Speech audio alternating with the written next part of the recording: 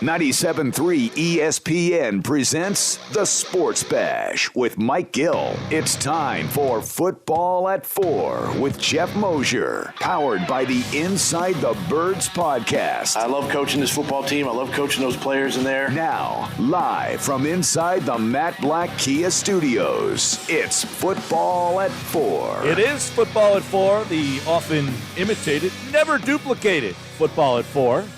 It's powered by the Inside the Birds podcast and brought to you locally here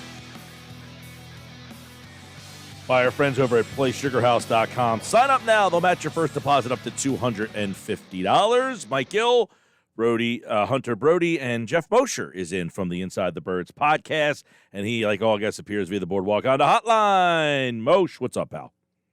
Fellas, how we doing today? We are enjoying the day. A lot of good spirited conversation back and forth. Beautiful day. Yeah, it's perfect outside. Going to be a good weekend, too. By the way, you're the only person who has not RSVP'd yet. Do you know that? Well, there's an issue that I've got with my own family because they were that weekend was there were some family plans that were either on or off or on or off. And last I heard, it was now going to be on. So, but if it's off, then the calendar is clear. Unfortunately, you know how family is, Mike. You try to get them all on the same page, and it's very dicey. I know. I'm the one putting this thing together. That's why I'm trying to get a head count. You know, I got to know how much food, all that kind of stuff. That's true. I'm sorry. Even the PT has RSVP. That's rare. Well, of course, you've got food there, right? That is true. That is true. All right, let's get into what we got going on today because there is a lot, and we want to get your thoughts on it. One, Desean Jackson back at practice, Alshon Jeffery back at practice, J.J. Arcega Whiteside back at practice. Give us the lowdown on your anticipation for their availability. Well, I think, unfortunately, to say anything declarative now would just be to speculate. First of all, we've got to see the report, the injury report, which usually comes out when I'm on the phone with you guys. So I'm trying to check. But as far as how, I'm sorry, not the injury report, but per se the practice report on what they're able to do.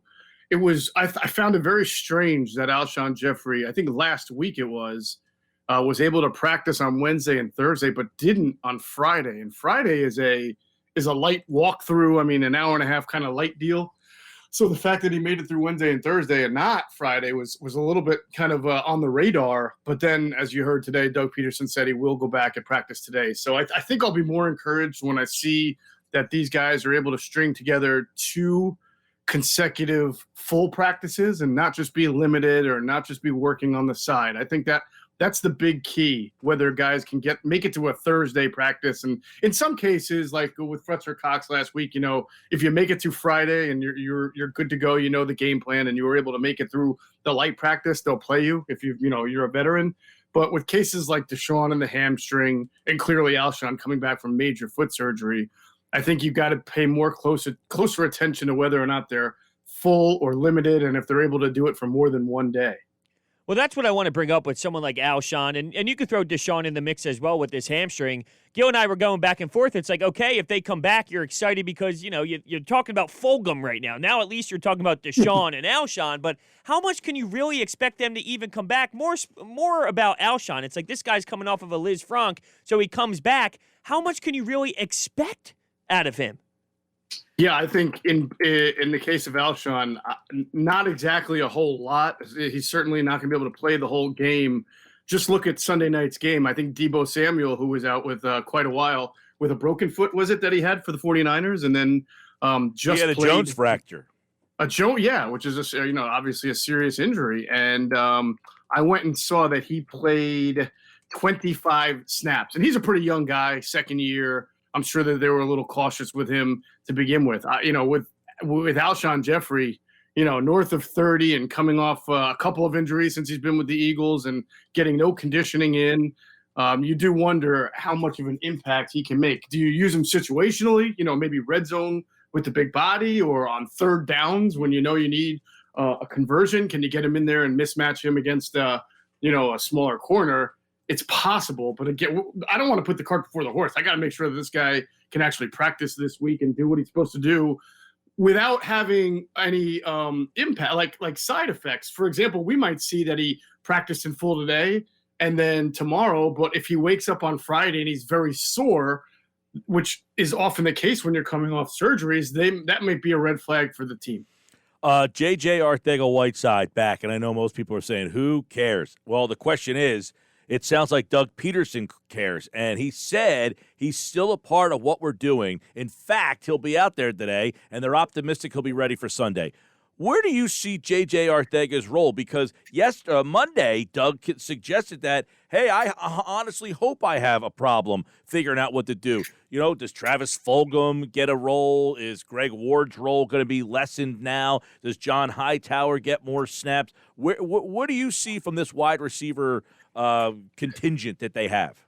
Nothing. I'm so nothing in J.J. Arcega-Whiteside. I think Doug's being a little obtuse when he says that J.J. Arcega-Whiteside is going to be in the plans. Before he was hurt, it seemed to me that they had already moved on to him in a role where he is going to line up in the slot and block on outside zone. Okay, that's what I think the role for J.J. Arcega-Whiteside is, and I think that that's not what Doug is specifying when he says that he has a role for J.J. Arcega-Whiteside. They need somebody on the outside who can separate, who can catch the ball, who Carson trusts. And if anybody out there thinks that J.J. Arcega-Whiteside checks any of those three criteria off the box right now compared to Travis Fulgham, who obviously got the ball thrown to him on the most important time of the game last week, they're nuts. They haven't been watching. I don't see J.J. Arcega-Whiteside suddenly being healthy and then going playing 60 snaps on the outside at the X receiver. They need somebody explosive. The Steelers are going to come after them a lot. That's what they do. They're going to blitz. They're going to challenge an Eagles offense that last week they saw was trying to nickel and just nickel and dimed its way down the field. So they're going to sell out and leave the Eagle wide receivers one-on-one. And if Carson's going to have to make a play, it's going to have to be a wide receiver who can get a little separation and make a tough catch. And you have not seen any of that ability out of J.J. Arcega-Whiteside since they drafted him. It's just the reality. Speaking of who Carson Wentz trusts, you got to throw Zach Ertz out there. I know a different position, but there is something going on with Zach Ertz right now. He's not the same player as we are accustomed to seeing, and I can look at this one of three ways. He's getting older, teams are taking him away and forcing you to beat them elsewhere, or the financial situation is really bothering him. How do you see all this affecting Ertz? I suppose, Hunter, it could be a mix of everything you just said. I don't know about the older part so much as there's all of a sudden decline. I think it was against the Bengals where he had 7 catches for 70 yards, and that was with Carson missing him about 2 or 3 times. He could have had a monster game against the Bengals. So I know the Bengals aren't very good defensively, especially, but I don't think it's decline. I think you might be right about just demeanor right now, or it might be contract related. I felt that the 49er game, he needed to make an impact. And after the game, I thought, it was probably very difficult for him, given that he was probably, doubled and getting all sorts of attention from the Niners defense. But having talked to some people and even watched the film myself, he just did not have a good game. I mean, there were some plays that were there for him to make. Carson missed him again on one play where he was wide open, so that is also factoring into it. But he could have been more of a factor and just wasn't. He's going to have to get off of man coverage and get off of coverage in general against the Steelers. If he does not have a very good game again and you see the same thing, then I think maybe we have that conversation about some kind of concern about protecting his body and the contract and wondering how much he's really putting out there. But I'm going to give him the benefit of the doubt on that because that's not really consistent with how he's been as an Eagle. Geoff Mosher, Football at 4, powered by the Inside the Birds podcast. Make sure everybody out there is getting their Inside the Birds source every Monday, Wednesday, Friday morning. It drops at 6 a.m. So if you need more Eagles, you can get it then. Let's go back to Fulgham real quick. Who is he? Where'd they get him?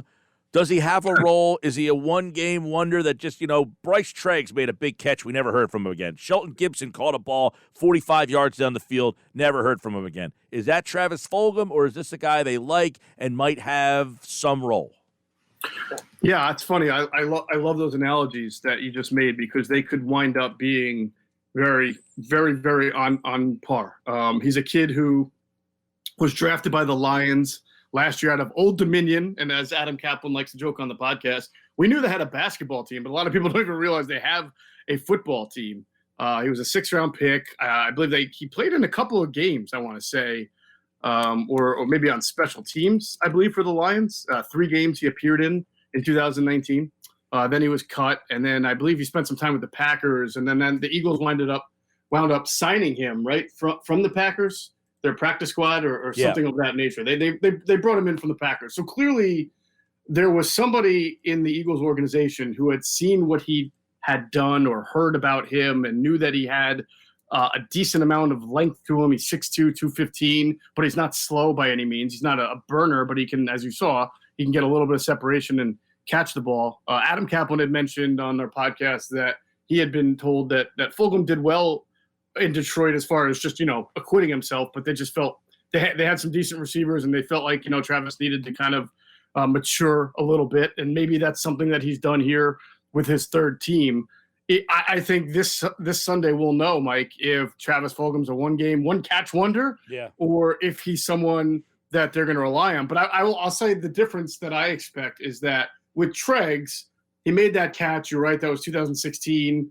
I think they were injured at wide receiver. He got in. I know they needed some explosion. He didn't really get that many opportunities after that. I can't imagine that if Desean and Alshon still can't play, I can't imagine you're not going to see opportunities for Travis Fulgham, because as you're mentioning now, who else would they have to put in that? Well, I hope that JJ Arcega Whiteside's not healthy, and then he supplants somebody, because he doesn't deserve to be out there. And they've done this in the past, where guys who don't deserve to be out there took Greg Ward's spot, and Ward outplayed those guys.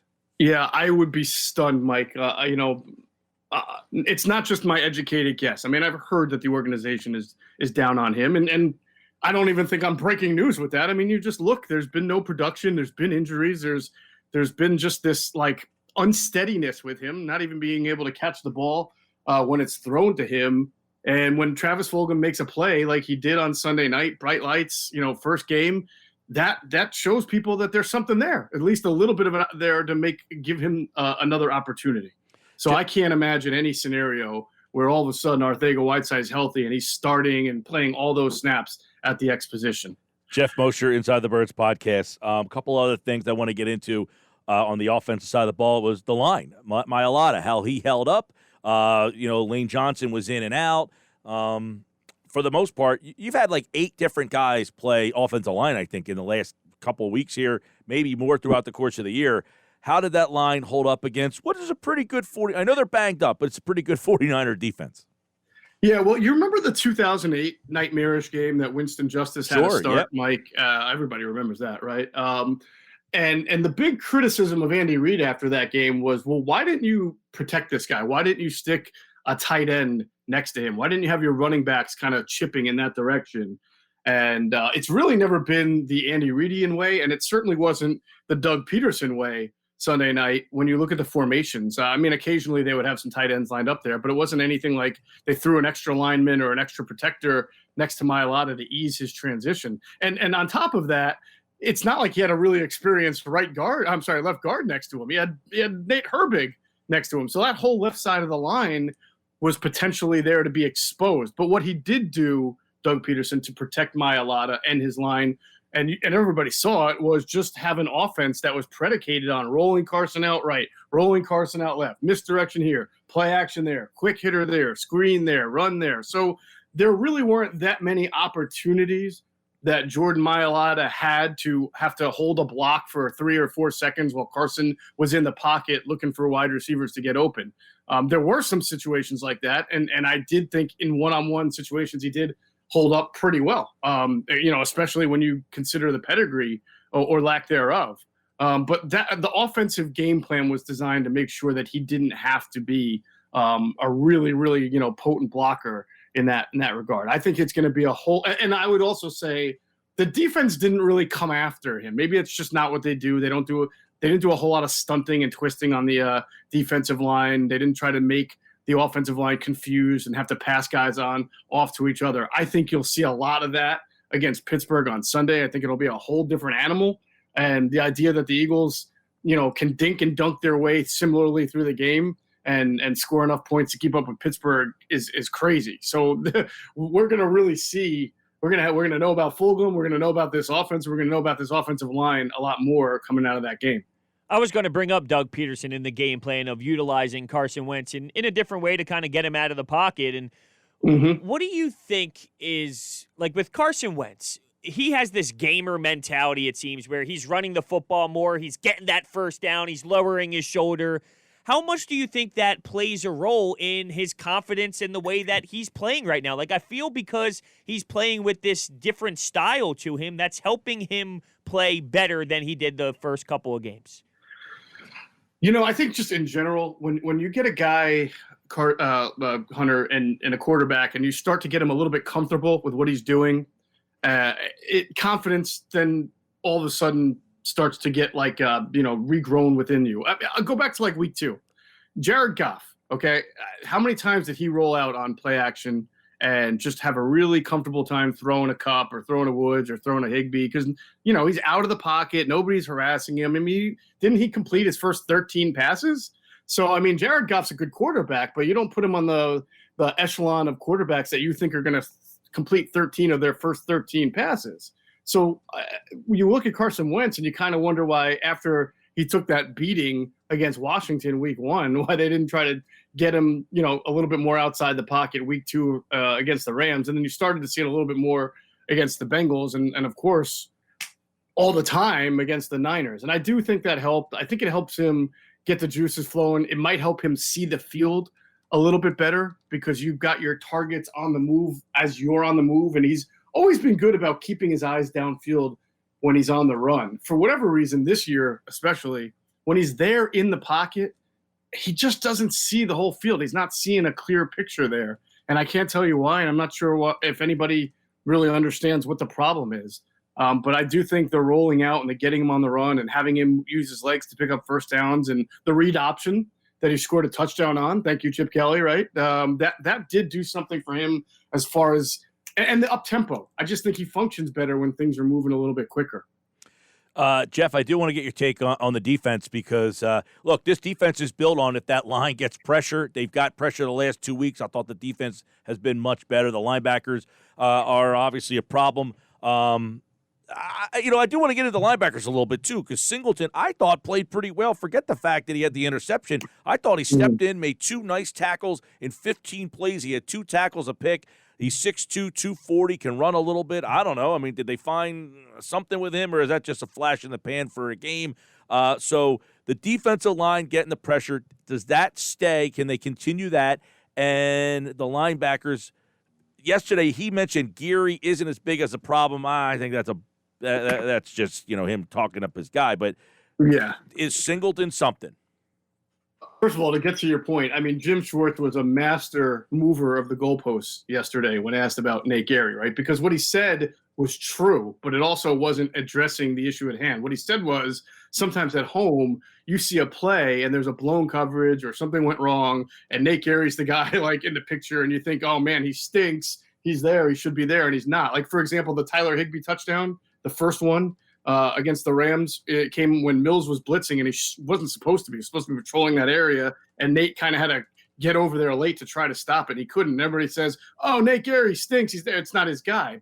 So Jim Schwartz is keenly aware that all of America saw that, and to help out Nate Geary, he's going to say, well, not everything's on Nate Geary. But the idea that Nate Geary is playing well, I mean, if Jim's trying to pass that one onto the fan base, he's got another thing coming, because he's not playing well. He's missing a lot of tackles, and he's out of place a whole lot, even when America can't always see it. So for that, they've got issues at linebacker. Alex Singleton's interesting, Mike, because I thought of you the other day. I didn't notice it during the game, but I noticed it watching tape. They had a 4 linebacker package in, 4 linemen, 4 linebackers, and 3 D-backs, and they used Singleton as a blitzer. So really, it was just their normal base defense. They had 3 linebackers out there, except one of them was Bradley, one of them was Gary, and the other was Riley. And Alex Singleton was in there simply to rush the passer from the blind side. And he got the play wound up being a play action, so the quarterback got rid of the ball quickly to the other side. But I thought of you in that, hey, here's a guy who plays hair on fire, seems to have a nose for the football. Maybe this is their idea of getting that quote unquote, that player who can blitz or who has a good nose for blitzing on the field to make something happen. But I think there's an argument to be made that he should just be on the field as a linebacker as well. Yeah. You're right. And look, I don't want to get too carried away because at the end of the day, he's not Dick Butkus here. I get that. Right, I mean, right. When he plays 3 games in a row and the tape develops on Alex Singleton and the Eagles lose a game, we're going to be saying, in like late October, you know what, Alex Singleton's really not that great of a linebacker either. But when your team is struggling, you see this all the time. Guys get pulled and other guys get opportunities. And I think it's fair to say he deserves an opportunity. Well, and look, it's not like he's this, Geary is 6'2", 225. I mean, he's an undersized linebacker who's supposed to be good in coverage. He's not. And he can't stop the run. So I don't care what Schwartz says. He's out of position all the time. And they game plan right at him. So that's that. Singleton at least has a mind to play that position. And he's not undersized. He's 6'2", 240 pounds. And by the way, the guy can run. I mean, what did they say? He was the 5th fastest runner in the league on that return for the touchdown the other night. He's a guy who has the instincts to play that position. I think that's the biggest problem with Geary is he doesn't have the instincts to be a linebacker. And take it for what it's worth, but Alex Singleton was the defensive player of the year, I believe, in the CFL. Yeah, we had him on yesterday and asked him about that, like being the best defensive player in Canada and then making the transition here. Like, what's the big difference as to why you could be the best player in that league and some people don't look at you as a serviceable guy in this league, And I thought his answer was, was interesting. Yeah, and if there's one thing that we know about Canadian football, it's that they love to throw the ball around. And so you would think that Alex Singleton is a guy that is not unfamiliar with a lot of passing concepts that the offense is trying to pull off, whether it's play action or misdirection. And you would think he has a pretty good understanding of where he needs to be in certain situations. Now, with that said, then why wasn't he out there playing? You know how it works in the NFL. This teacher's pet stuff, it can be real sometimes. And Nate Geary, for whatever reason, is the teacher's pet for Ken Flajole. And maybe it took some really bad efforts from Geary, who I think should just be a dime linebacker in this league and not a 2 or 3 down linebacker.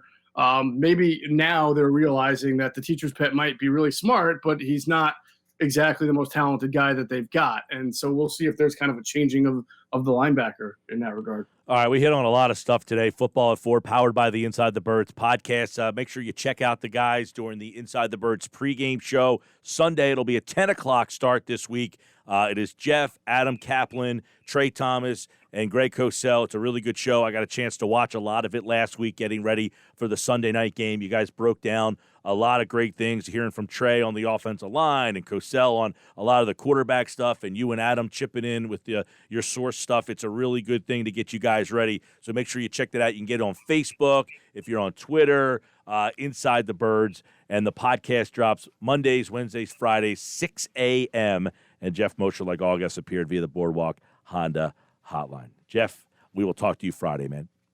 All right, brother. Have a good one, Hunter. Be well. See you guys later.